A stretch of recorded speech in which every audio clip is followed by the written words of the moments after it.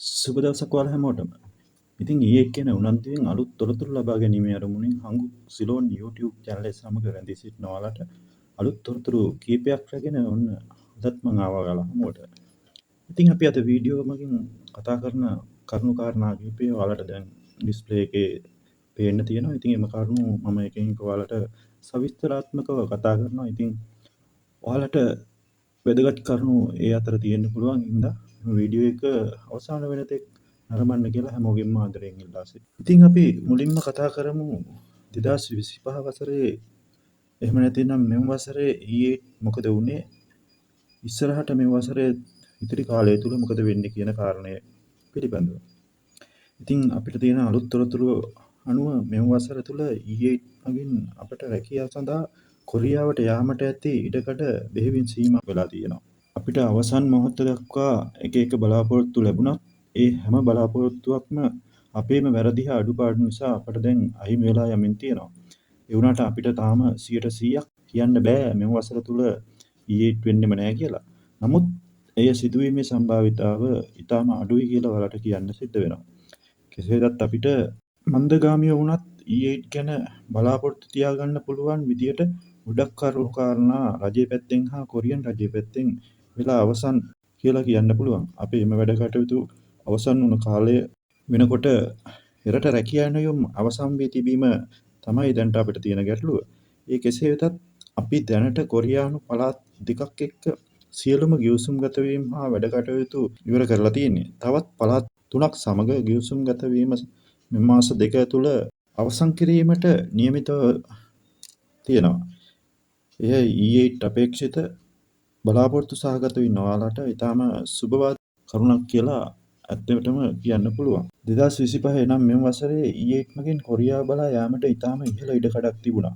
නමුත් නව රජයේ පත්වීමත් සමග ඊයේත් ගැන සියලුම කටයුතු මුල සිට නැවත සොයා බලමින් නැවත මුල සිටම ආරම්භ කිරීම කළ නිසාත් එම සියලු වැඩ නීතිමය රාමුව තුළ සිදු කිරීමට වුන් සැලසුම් කිරීමක් නිසා අපගේ රට පැත්තෙන් කරන්න සිදු වූ වැඩ ඊටාම හිමීට එහෙම නැත්නම් මන්දගාමීව තමයි සිද්ධ වුනේ.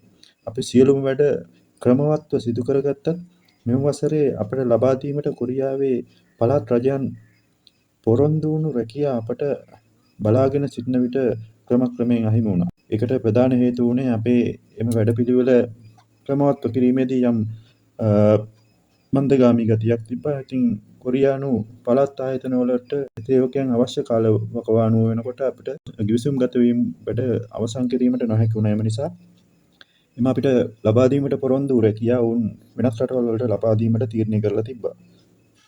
ඒ කෙසේ වෙතත් රජය ඊයේ වගේ ඉතා වටිනා රැකියා අවස්ථාවන් රටේ තරුණ තරුණියන්ට විවර වන අවස්ථාව ලබා ගැනීමට ක්‍රමවත් වැඩපිළිවෙලක් සකසා අවසන් කිරීම පිළිබඳව අපි රජයට ස්තුතිවන්ත වෙන්න ඕනේ. මොකද මුලින් ඊයේ ගැන කතා කරද්දී ගොඩක් අය කිව්වේ ඊයේ එක ලංකාවේ නව රජය විසින් නවතා දමනවා, මේක ලංකාවේ සිදු වෙන්නේ නැහැ කියලා. නමුත් රජය මේ සෑම දෙයක්ම විමසීම් කරලා ක්‍රමවත් අයුරින් නීතිමය රාමුවක් තුළ සියලුම වැඩ කටයුතු කර අවසන් කර ලංකාවේ තරුණ තරුණියන්ට ඊයේ මගින් කොරියාව බලා පිටත් වීමට අවස්ථාව විවර කරලා දීම පිළිබඳව කෘතඥ වෙන්න ඕනේ ලංකා රජයට. ඒ අනුව අපිට අනාගතයේදී ඊට එක සිදු වෙයි කියලා බලාපොරොත්තුවක් තියාගන්න පුළුවන්.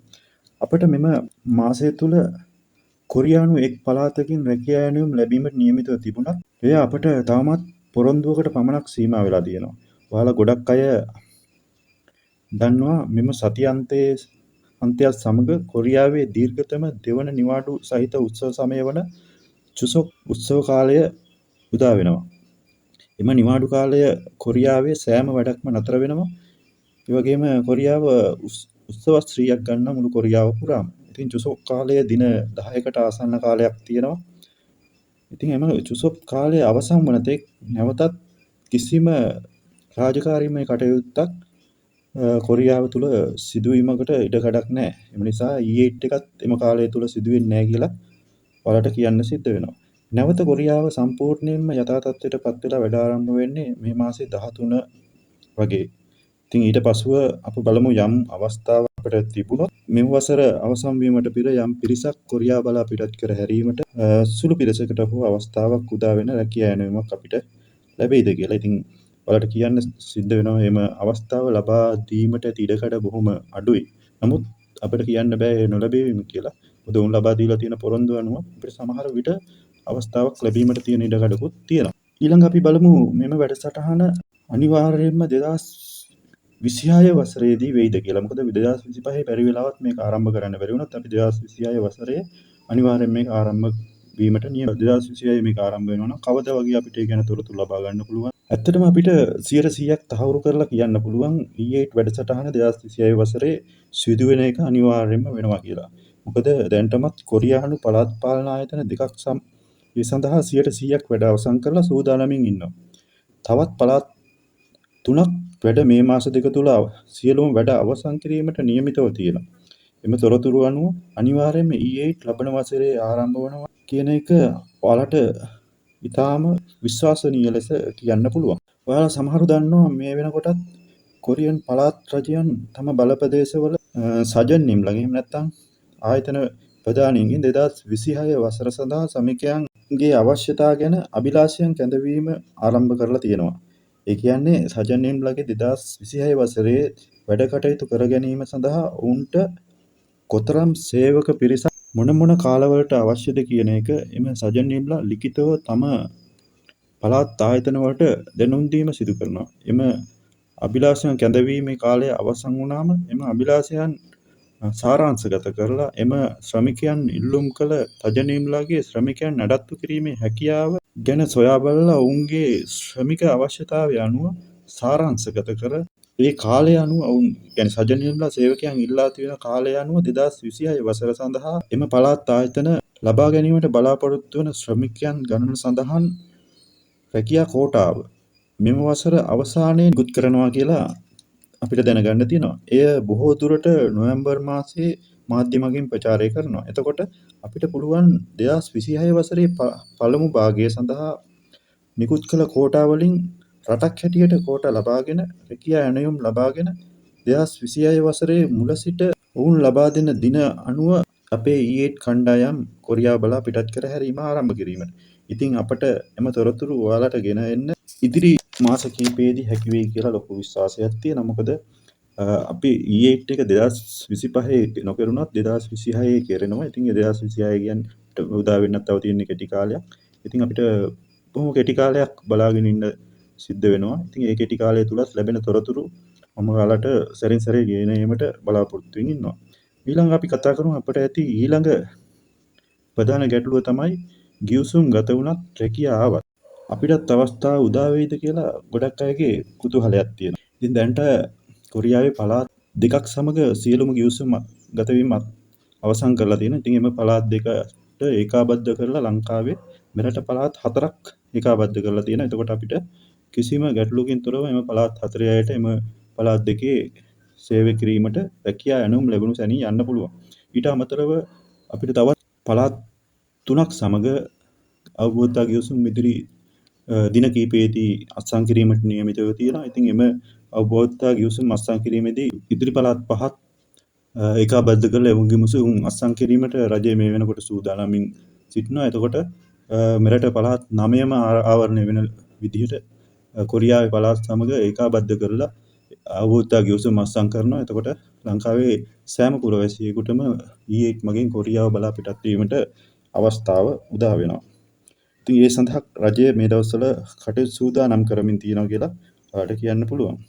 ඉතින් ජනවාරි මාසයේ බොහෝ දුරට 2026 මෙම රැකියා සඳහා පිටත් වීම ආරම්භ කරලා ඊට පස්සේ මාර්තු මාසෙ වෙනකොට E8 වලට ඉතා හොඳ කාලයක් උදා වෙයි කියලා අපි බලාපොරොත්තු වෙනවා. මොකද මාර්තු මාසෙ වෙනකොට පළාත් ආයතන 5ක් සමග කොරියාවේ පළාත් ආයතන 5ක් සමග ලංකාවේ පළාත් 9 මේකාබද්ධ කරමින් ශ්‍රමිකයන් පිටත් කර හැරීමට රජයේ සූදානමින් සිටිනවා. මෙරට E8 වල හොඳම කාලය උදා වෙන්නේ එතකොට 2026 මාර්තු මාසයෙන් පස්සේ කියලා තමයි අපිට තොරතුරු ඔයාලට දැනුම් දෙන්න පුළුවන්. ඉතින් යාළුවනේ මෙම වසරේ අපිට E8 නොලැබුණත් ලබන වසරේ මේ ඉෂ්ට වෙනකම් අපිට කෙටි කාලයක් බලාගෙන ඉන්න වෙනවා. මේ කෙටි කාලය තුලත් E8 වල යම් යම් සිදුවීම් E8 වලට අදාළ දේවල් සිදුවේ. ඉතින් මම මගේ channel එක මගින් මේ සෑම තොරතුරක්ම ඔයාලට හැකි සෑම විටම ගෙනීමට බලාපොරොත්තු වෙනවා. ඉතින් මම ගෙන එන E8 ගැන අලුත් තොරතුරු ඔයාලා හැමෝම බලාපොරොත්තුෙන් ඉන්න. එම තොරතුරු ගෙන එන සැනින් ඔයාලා ලබා ගන්න මාගේ channel එක වෙන හංගුක් සිලෝන් YouTube channel එක like කරන්න. ඒ වගේම subscribe කරන්න.